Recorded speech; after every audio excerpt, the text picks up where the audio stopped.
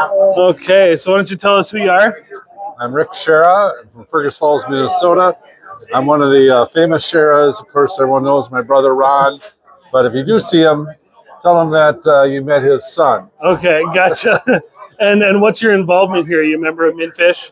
I'm a member of Menfish, and of course, like I say, my brother's the president, and I am a fisherman as well, concerned about fishing things. And the shirt I have on actually is the Fergus Falls High School Fishing League. Yeah. So I volunteer with that. Yeah, and you gave me your card. I'll think about doing it. This high school fishing. Let's go there. You know, I'm kind of in the group. I'm jealous. I'm jealous that the kids have such an opportunity, but yeah, we are in need of boats for this, right? Like you were trying to ask me if I had time to do it. What kind of a commitment from an angler does it take? Well, basically we have one meeting prior to the season. The season is like every other Thursday in June and July. Yeah. And what I like about it is that it gets you out of your house. I mean, it's 3 o'clock, you go and pick up the kids, and you get at 4 o'clock, you go on lake. And the nice thing about it, they take care of you. They actually give you $20 for gas, so you're not out that much. Even though the first year, and that don't matter to me. You know, and we use gas, but as I mentioned, my brother has had this show, and for 30 years on Minnesota Bounty, says introduce a kid to the great outdoors. So this is doing my part. And you can, and what I like about it, it's almost self-serve. So you drive up, you have the kids with you, pick them up, or you meet them somewhere. You load everything in a boat, and I get in the boat, and someone comes up and drives my truck, backs my boat in. I'm sitting in the boat, the guy's up there, he backs it in. Another guy in front loosens up, says goodbye. Yeah, helps you lunch. And it just happens the same way. So when we come back, we hold up a number, your turn.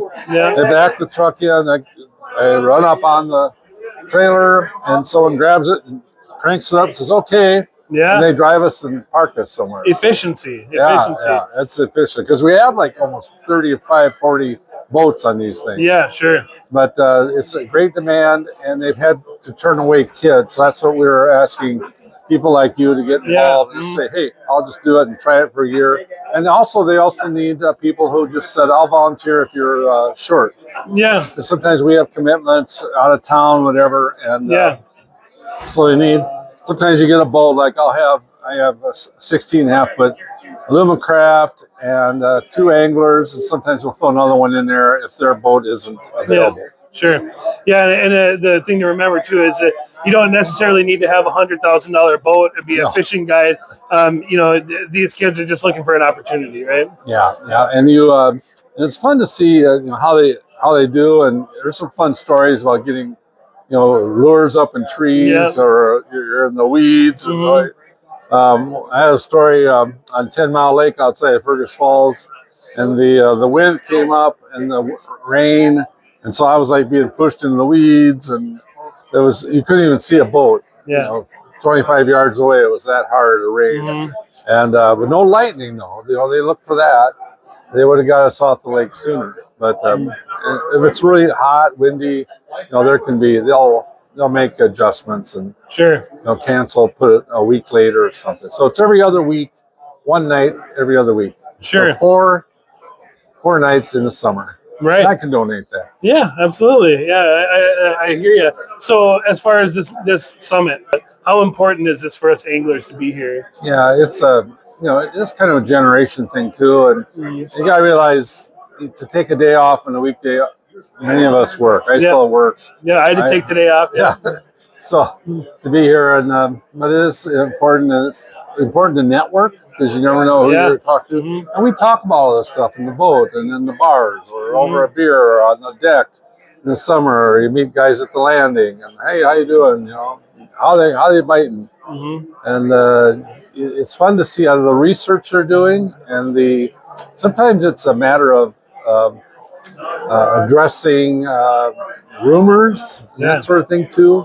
I heard this, and someone can say that, and I've heard this, and they say, well, a lot of decisions are made by research and data drives the decisions that are made. But we sometimes our own experience doesn't reflect what the data shows. Yeah, absolutely. So sometimes we go, oh, everyone's keeping all the big crappies in our lake. I'm not catching any. Well, it could not be. It might not be true. Yeah. So, yeah, and I think that's a good thing to put that research in front of people. So even if they have one opinion and they don't want to hear it, it's right there. It's right in front of you. So to wrap up, we have to be willing to work with each other and not be at each other's throats on social media and getting politics involved in nature and the outdoors. I think it's inspiring to be here just to see that. Like, everybody can kind of sit around the table. I learned at my lunch table, there's quite a few varying political views, and I figured that out within about 5 minutes. But we've had some great conversations, and we're here talking, and that's really important. But what do you think the future is of groups like Minfish, and how it's only going to get more and more important, isn't it?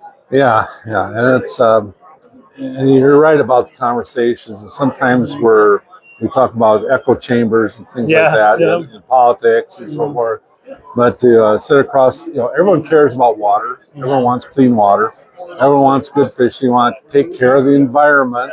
That's important to us. Are we doing that? And so if you can get to find those common denominators in somebody's conversation, it really can help lead to some change and to make some changes that might be needed.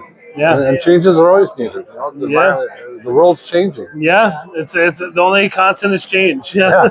One last thing. If you can only fish for one species, one species the rest of your life, what would it be? Well, you're a walleye guy. Yeah. Okay. Yeah, I'm a jig and minnow, and I just like. You like the classics. And I'm to a fault. Yeah.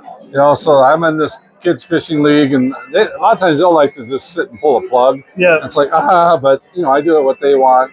Yeah. But boy, if I can't get a jig and minnow. Yeah, for sure. And feel that funk, especially in the spring. So that's absolutely that's my fave. Well, thanks for everything you're doing, and thanks for the time. I appreciate it. Thank you. Have a good one.